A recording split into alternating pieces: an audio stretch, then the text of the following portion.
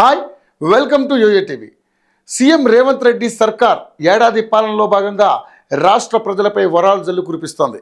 సంక్షేమ పథకాల అమలు ముహూర్తాలు పెడుతోంది. ఈ నేపథ్యంలో రేషన్ కార్డుదారులందరికీ సన్న బియ్యం పంపిణీ చేయాలని కూడా ప్రభుత్వం నిర్ణయించింది.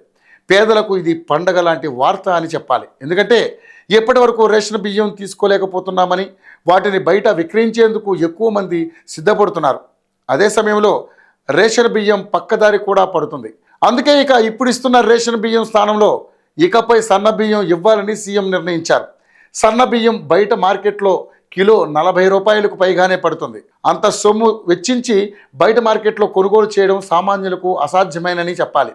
అందుకే ప్రభుత్వం ఇచ్చిన రేషన్ బియ్యంతోనే కొందరు కడుపు నింపుకుంటుండగా మరికొందరు దోసపిండి కోసం వినియోగించుకుంటున్నారు.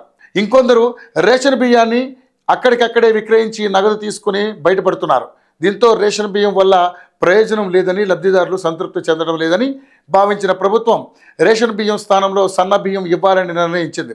ఈ నేపథ్యంలోనే కొత్త రేషన్ కార్డుల కోసం సుదీర్ఘకాలం నుంచి ఎదురు చూస్తున్న వారికి గుడ్ న్యూస్ చెప్పింది.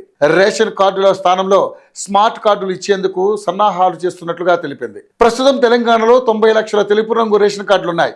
వీటికి అదనంగా మరో 15 లక్షల కార్డులను మంజూరు చేయాలని ప్రభుత్వం నిర్ణయించింది. అంటే మొత్తం 1 కోటి రేషన్ కార్డులు ఉంటాయన్నమాట. అయితే ఇందుకోసం కొన్ని అర్హతలను కూడా ప్రభుత్వం నిర్ణయించింది. రేషన్ కార్డుల ద్వారా కేవలం సన్న బియ్యం మాత్రమే కాకుండా సంక్షేమ పథకాలైన 500కే గ్యాస్ సిలిండర్, ఉచిత విద్యుత్ వంటివి అందించాల్సి రావడంతో కొన్ని అర్హతలను నిర్ణయించారు. సంవత్సరానికి గ్రామీణ ప్రాంతాల్లో అయితే 1.50 లక్షల లోపు, పట్టణాల్లో 2 లక్షల రూపాయల లోపు ఆదాయం ఉన్నవారికే తెలుపు రంగు రేషన్ కార్డులు ఇవ్వాలని ప్రభుత్వం నిర్ణయించినట్టుగా సమాచారం.